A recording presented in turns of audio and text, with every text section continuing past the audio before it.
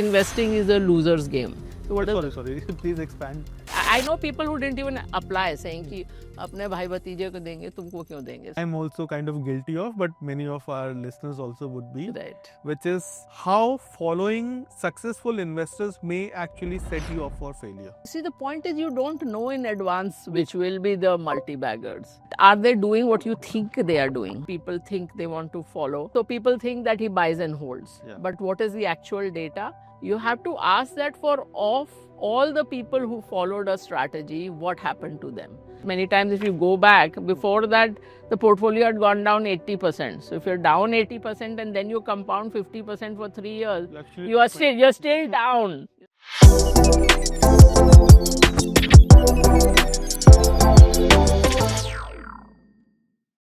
Hi friends, welcome to another episode in our podcast series.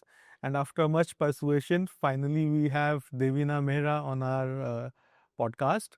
Devina, welcome. Thank you so much. So Devina, for those who would not know, is the founder, chairperson, and managing director of First Global.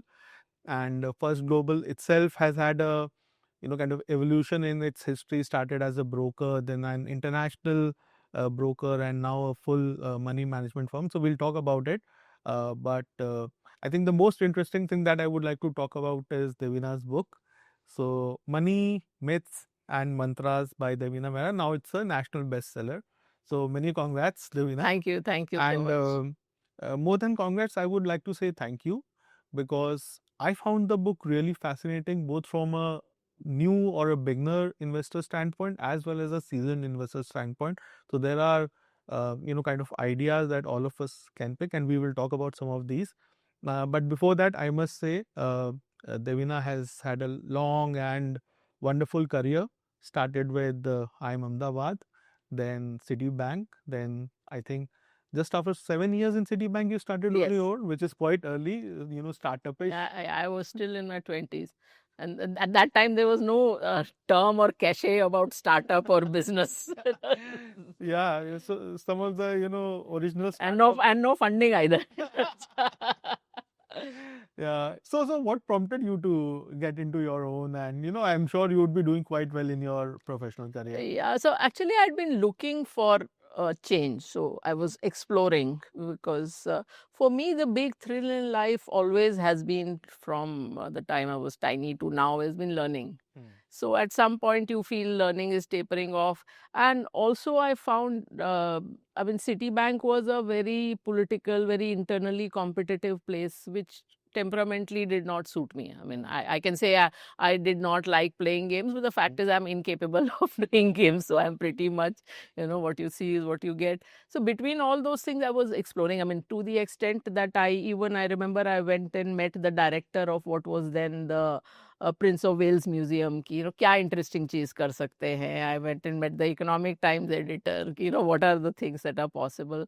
And while I'd applied for a PhD, I knew that was not something I wanted really to do, because while I love learning, it is not. I like to learn a wide variety of things. So one problem in that much detail was not something. So then along came this is early 90s. So there were two things. One was, at that time NSE was not there, SEBI was not there.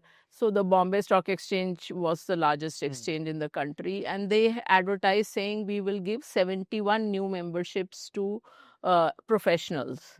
And this was at a price of 55 lakhs, which of course was very high, but it was a quarter of the market price, because the market price of a BSE membership was about 2 crores. Okay. So that was one.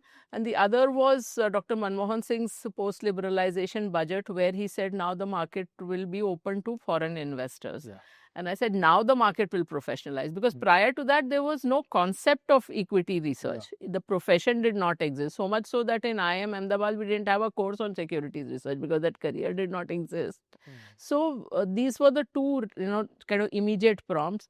And the BSc card, everybody told me don't even apply, because BSc was a broker's club. Yeah. And that too 80% Guju, 20% Marwadi. They said you are a total outsider, a woman on top of that. I know people who didn't even apply, saying कि अपने भाई भतीजे को देंगे, तुमको क्यों देंगे? So, I said apply करते हैं, let's see. So I always say this whole thing of manifesting your goals, that BSc card was the biggest example that it happened. And at the end, I got 2 extra marks for my IIM gold medal, and that pushed me over the cutoff. So I said, fine, I mean, this is not a list I need to top. I have to be there. So I was number 69 in the 71, but I was there. So No, and I'm kind of remembering that Steve Jobs commencement speech where you can only connect dots looking backward. so much so much so. I mean, even for that BSc card, I remember.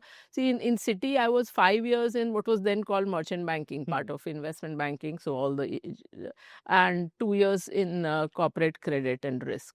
So in merchant banking, after 2 years, I thought I've learned what I had to learn. Let me move out. But somehow, for one reason or the other, it kept getting extended, and I ended up spending 5 years. But when I applied for my BSc card, they needed capital market experience, and the only department in a bank that counted was this merchant banking. So that's what, like, really dots connecting in hindsight, and the gold medal. Yeah. So maybe we'll keep on coming back to your career, but I really wanted to talk about yes, both. of course. So Money, Myths and Mantras, as I said. So although it's a fascinating book and there are a lot of topics that we can possibly spend the entire day talking about, but for paucity of time, I've picked up 3 topics I really wanted to talk to you about. The first one is the first one. So there is something you call the 4-thumb rule for your financial health. So let's talk about this. Yes. So, I mean, I want to tell people, because everybody has a day job. They are working somewhere, or they're running their business. And this is obviously, for most people, investment is not a full-time job. And that becomes kind of a mental block, that how do I do this? Maybe I don't understand it enough. So the important thing is to do the basics right, to get the broad parameters right. And if you do that, you will be 80-90% of the way to optimization. So you don't have to wait for optimization. First is asset allocation. So this is very important. It sounds very fancy if you are not from the finance world, but it's pretty simple. It is just that categories of assets. So how much is in equity? So equity means both direct equity as well as anything you're holding through mutual funds or PMS or anything like that. The second is fixed income. So that's fixed income mutual funds plus other things. Fixed deposits, PPF, some savings scheme, all the tax saving schemes you do. So all of that is in that. Though, of course, I mean, fixed income mutual fund, there's a whole gamut of things. So don't be on the risky end of that. That's another thing. Then there is gold. There is real estate, whether anything you bought yourself or something that has come to you through inheritance. Might be some alternative assets also, like crypto or art. So, and as in Google Maps, you don't just put the destination, you first put the starting point. So know where you are invested today. And of course, the liabilities, house loan, car loan, etc. And then take a decision of where you want to be. So be deliberate about your asset allocation, because often people have no idea what's going on. And let alone individuals, I've had family offices who will tell me we are mostly in global bonds. But when you actually draw up everything, you will find the biggest investment is in Indian real estate. So you have to be clear where you are, and therefore take a deliberate decision on your portfolio. Even within equities, I mean, people have no idea how their equity portfolio is, because you've just bought something you heard from a friend, something you saw on TV. You don't know how many stocks you are holding. You don't know what's the sectoral allocation, because again, very often it happens that you let's say holding mainly in 2 or 3 industries, if you actually draw it up. And also you think you are buying stocks with XYZ characteristics, this much growth, this much PE, this much return, whatever your thing is. But when you look at your actual portfolio, it might look very different. So be deliberate about these things. Be deliberate. So 4-thumb rules. First, you spoke about asset allocation. Right. Second is take a portfolio approach to investing. Right. And the third one is, if there is one God in investing, it's risk management. So it's quite a profound statement. Yes. I mean, that has to be the key thing, because investing is a loser's game. So what is Sorry. Please expand. what is the loser's game? I mean, you can all Google this article called The Loser's Game. It's only about 4 or 5 pages, but it's a mind-opening, eye-opening article. It is late 70s, Charles Ellis. So it's always been part of my training manual, because so everything in life is a winner's game or a loser's game. And what that means is that you have to play the game of investing not to lose. So that has to be your primary objective. So not to lose doesn't mean that you will not make losses. Yeah. In fact, you have to take the small losses in order to ensure that your capital doesn't take a big hit. So risk management is essential, because percentages are not symmetrical. If your portfolio falls 50%, it has to go up 100% for you to come to zero. Yes. So sometimes, for example, in small caps, people will say, oh, so-and-so has compounded 50% last 3 years. I said many times, if you go back, before that, the portfolio had gone down 80%. So if you're down 80% and then you compound 50% for 3 years, you're still down. You're still down about, I think, 25-30% at the end of it. So don't forget your school mathematics. Yeah. So a loser's game. And games change. So, for example, aviation at the time JRD Tata was flying was a winner's game. It was an adventure sport. When that Karachi-London flight of his, at times he missed altogether the town where he was supposed to land. And he landed in some disused World War I strip. There was some part didn't work. He wound a wire and made the plane fly. Now there's only one way to fly a plane. Go by the checklist, make no mistakes. So investing maybe in our grandparents' time was a winner's game, when nobody knew. You could find gems which nobody had heard of. At that time, even till the 90s, it was difficult even to get hold of annual reports. But now it is it's a loser's game, because now information is available. In fact, too much of it. So now you have to play, and plus all the brightest minds are here, so-called. So, therefore you can't say that I will always be the best one to find gems which nobody else has found. So now you have to play, first of all, not to lose. So some of the basic things you can do in risk management: one, of course, asset allocation, which means that never put 100% of your money in equity. That is one. Within equity, again, make sure that your sectoral allocations are not just to a few industries, because basically most companies in an industry move together. So if even if you have 15 stocks but only in banks and FMCGs, more or less like having 2 stocks. So that is the basic thing you must do. And whatever is your parameters, even if they are simple parameters, even if you have 5, at least keep to that. So some of the basics, and always have a stop loss, yes. And that's a trailing stop loss. So let me just quickly explain trailing stop loss, because I found even professional investors have told me, oh, I learned this concept from your book. I said, I mean, like you're doing this. So if you buy something at 50 rupees, let us say, and we use a more complex thing, but let us say you have a 25% stop loss. So it doesn't mean that your stop loss gets fixed at 37.5. What that means is that if from 50 your stock goes to 100, I never say that I will sell if the stock becomes 100 or 150, because then you are saying that then you let go of the multi-baggers. And you don't know upfront which are the multi-baggers. So that's a chapter in my book also, that anyone who tells you that they know the secret sauce to multi-baggers, that no one knows, not Warren Buffett, not Rakesh Jhunjhunwala, nobody. But the point is that so if it goes to 100, goes to 90, you continue to hold. It goes to 150, becomes 120, then goes to 200. But when from 200 it comes back to 150, that means that from the high it has now fallen 25%. What was the peak from there? 25%. So then you get out. So keep to the discipline. Don't think that I will decide when the market falls what to do, because then you will freeze. So as far as possible, put things into a disciplined, systematic approach. And then, of course, the last one is diversify globally. Yes, this is so important, and this is one thing which is often missing from Indians' list. Because every country, there is a home country bias. So Canadian investors might be investing 60% of their money in Canada. Canada is not 60% of the world market cap. But first of all, asset allocation, when we say 85-90% of the returns come from asset allocation, that's not just asset allocation within a country. It has to encompass all assets globally. And India is less than 5% of the world's market cap. There's no reason why 90% of your investment should be here.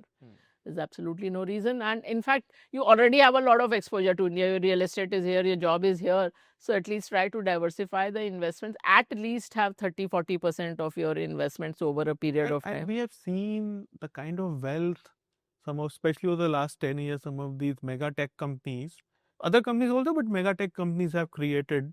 Earlier it was FANG, now it was Mag 7. So obviously, if you did not take exposure there, you missed out.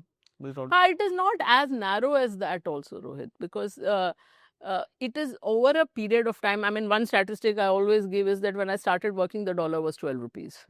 So in the course of less than a career, you've seen a 90% depreciation. So when you're talking of saving for goals which are 10, 20, 30 years away, you cannot forget this part, that the rupee depreciates and therefore your portfolio depreciates in real. And also don't put all your eggs in one basket. We went global.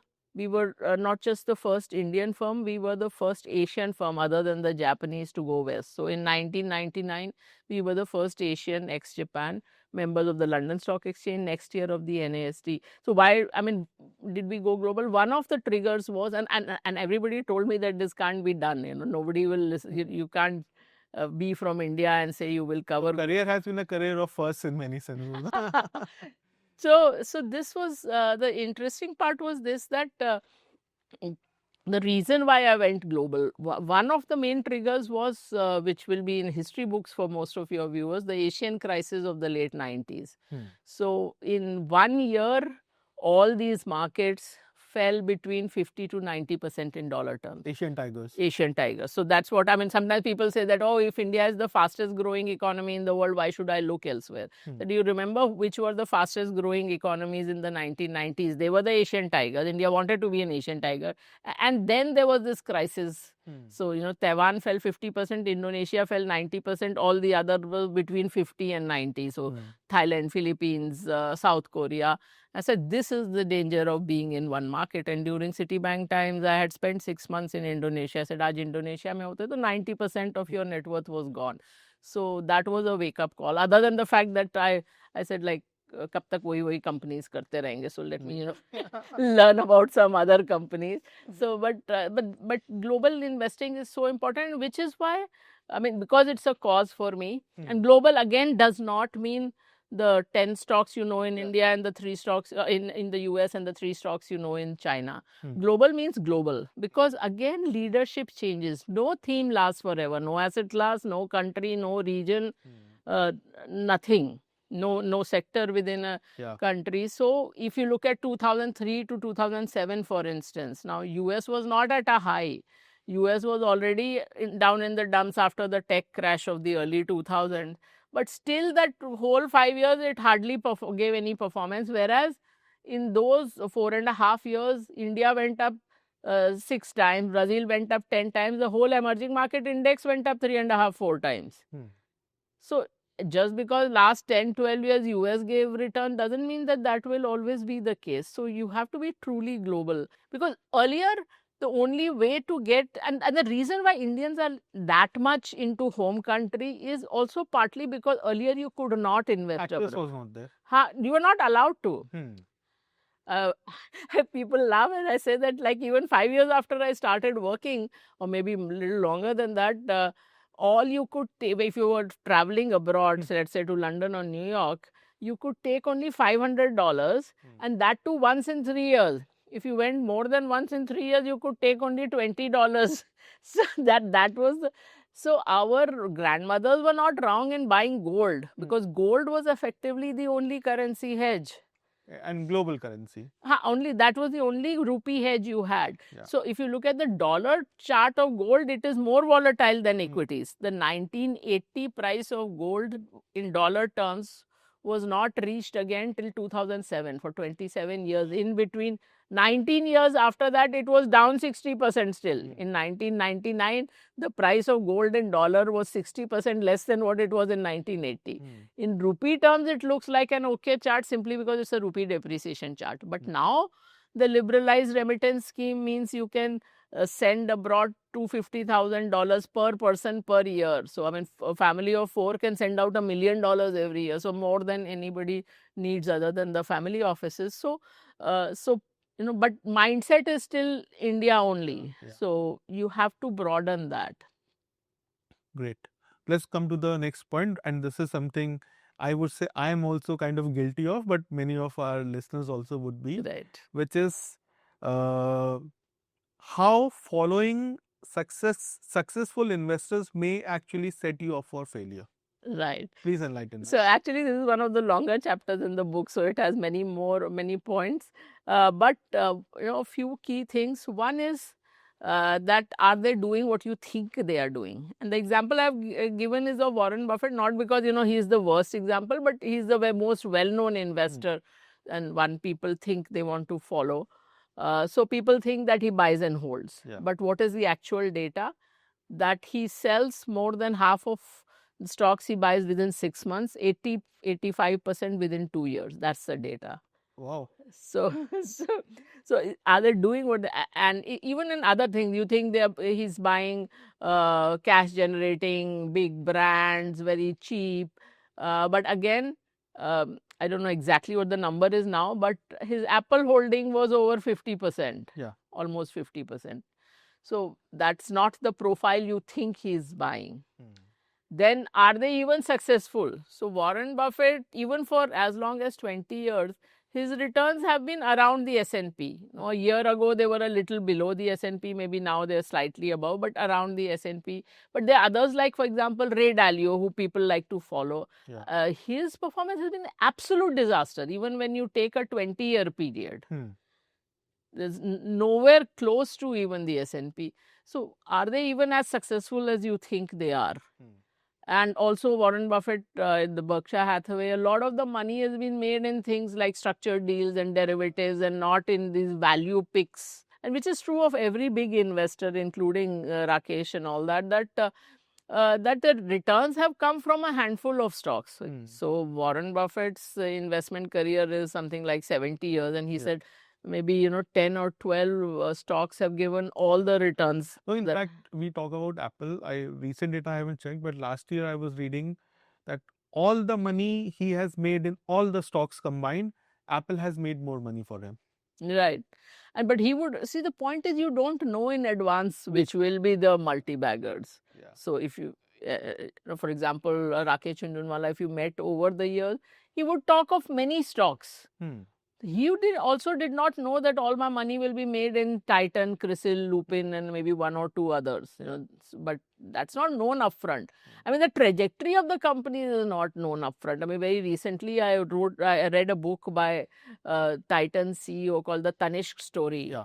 And you read that and you realize that this was a company that went through absolute ups and downs. I mean, so many times it came to a point when they were deciding whether to shut down the. Yes, I read that book. That was the company trajectories are never linear. Stock trajectories are never linear. So nobody knows in advance.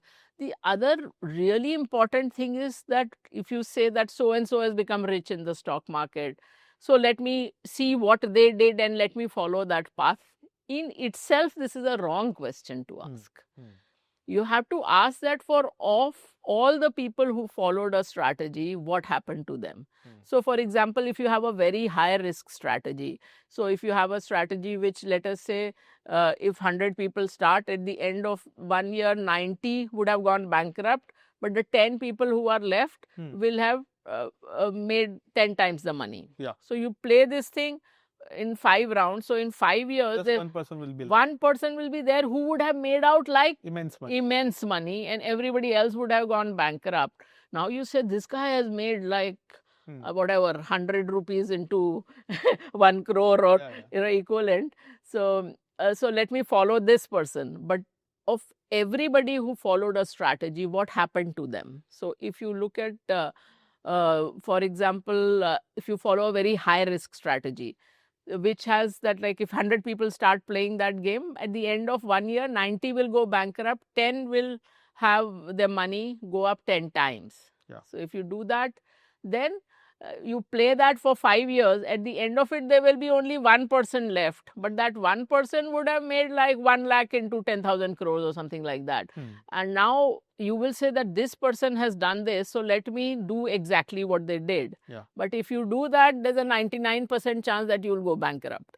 So that's the thing. So you have to look at not what did rich people do or successful people do, but of everybody who followed a strategy, what happened to them. So Rakesh also, I remember somebody asked him in an interview that you made your first round of money through trading and now you tell people not to trade.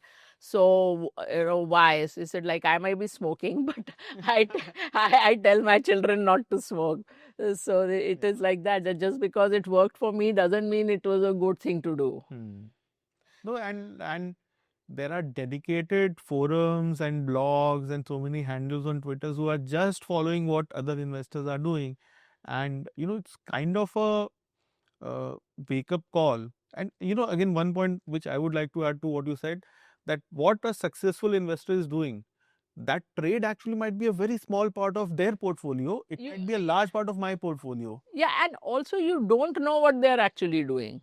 What you will know in the market is only parts of what they are doing. You don't know the real picture in real time as to exactly what they are doing. Yeah, maybe a trade is a hedge against something else. Yeah, I mean, you don't know and what their position is, what their other positions are. So there's so many complexities. So it is a useless thing to do.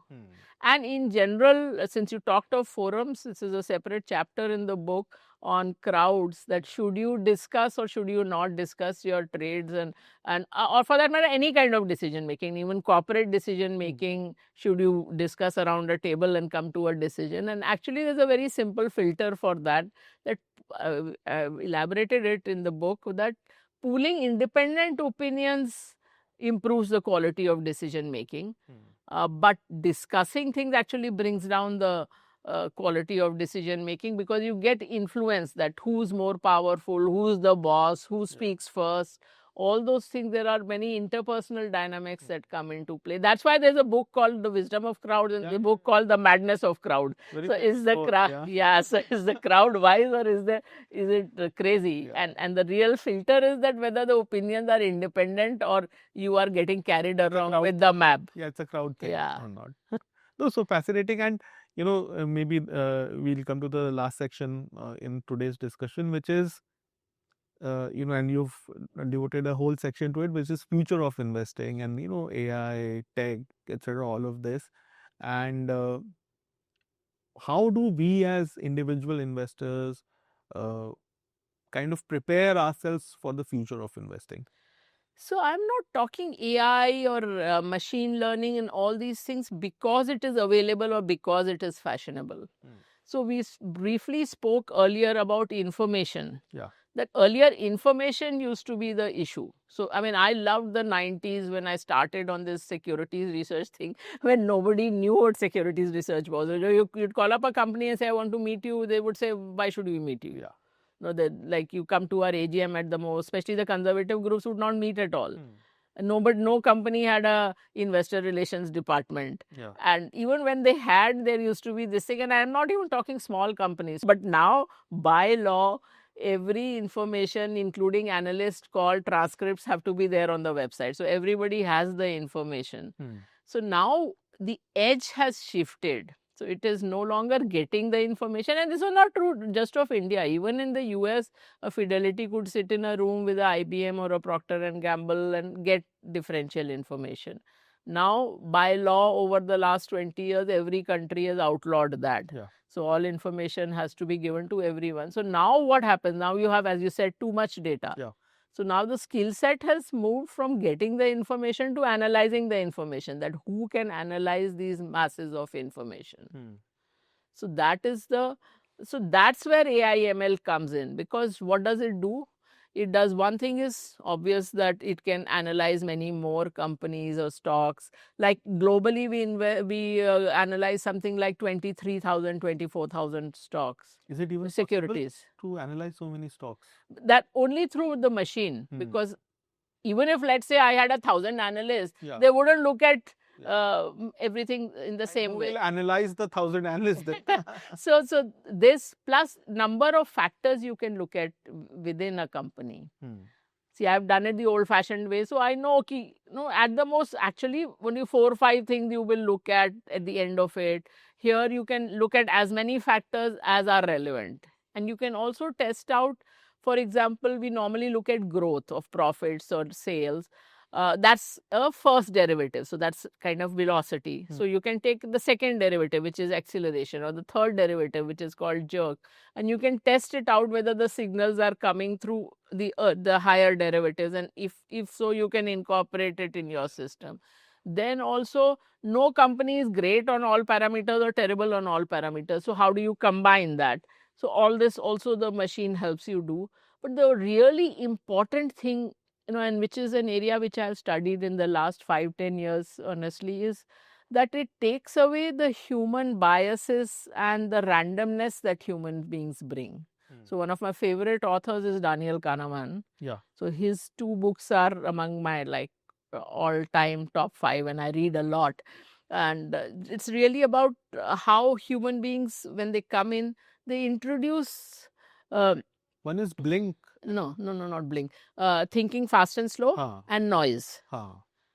So that is the thing that when human beings come in, they bring in a lot of biases, and which are so hard-coded that you can't get rid of them. I mean, he worked in this field for 70 years. He won the Nobel Prize for his work.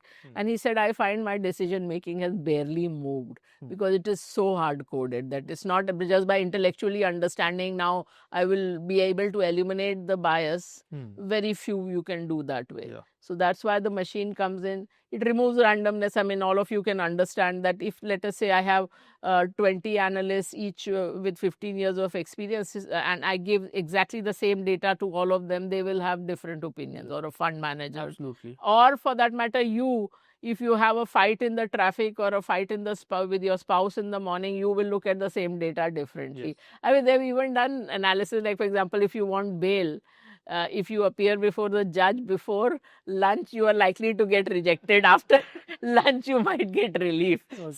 So this is how random human beings are. So the machine does all this, and the machine learns. So again, human beings hate to admit mistakes. The machine is indifferent to whether something was a success or a failure. It will learn from either. Yeah. So there are many things like that the machine brings in. And you talked about being the first. Yes, for many things I was the first, but like for launching the PMS, I can say I was almost the last. I mean, in the sense that I launched 25 years ago, even though we had got the license 25 years ago. And why was that? Because I wanted some predictability, some forecastability about how my money management would do, rather than do it just I like this stock and I buy this stock. And that came with the machine, that you have predictability, you have consistency. Okay. You, at least on a risk adjusted basis, you know how it will perform. So I was asking you this before we started recording, is how your company has kind of moved from being a sell-side house to now a money manager or an institutional investor. So if you can just maybe throw some light how that thinking. Okay, so there were like 2 or 3 things that happened. We talked about getting the BSE card. So after that, in the 90s, we became very large institutional brokers, almost entirely dealing with foreign institutional investors, because at that time anyway domestic mutual fund industry was not really there. So that was the 90s. Then toward the end of the 90s, we spoke about the next big change was going global. And everybody told me that no one will listen to you, you are a nobody. And that was a very gratifying period for me personally, because people said that if you want to go west, then do the smaller stocks which nobody is covering. I said I want to go to the big markets and do the big stocks. So that's what we did. And here at least you also, you might know the journalists, you might know the editors. There you knew nobody. So it was only your work going out. Yeah. And in no time, we were in Forbes, Fortune, Business Week, Wall Street Journal, front page, Barron's, everywhere, just on the quality of the work. So it didn't matter that we were not physically there, none of that. And this is much before anyone had thought of outsourcing research or offshoring research or anything of that kind. So that was so that was one step. I've been covering all the global stocks for since then. So Yeah, almost 20 years maybe. 25 plus. So 25. 99, 2000 Yeah, since yeah. then. So, but the next step, beyond a point, it gets a little frustrating being on the what is called the sell side, which Yeah. is broking and investment banking, because you're trying to convince the fund manager to pull the trigger. Yeah. So, for example, I remember during 2008-9 going to all the fund managers saying that this whole infrastructure company boom, because this story also comes every few years. If India has to prosper, infrastructure companies have to Yeah, do well. yeah, yeah. So I said, like, look at the what's happening to the return ratio. This sector is headed for a disaster. But very few fund managers actually reacted to that. So beyond a point, as I said, it gets frustrating. So then you say that I want to take the decisions, Yeah. and that's how. So we started with the global fund management in 2015, so about little over 10 years now. And the PMS we started once we had a system. So that was 2020. So that was And fairly successful, I must say. yeah. I mean, we were like on a risk-adjusted basis, though we are like really good till about a year ago. Even on a general multi-cap basis, we were right on number one.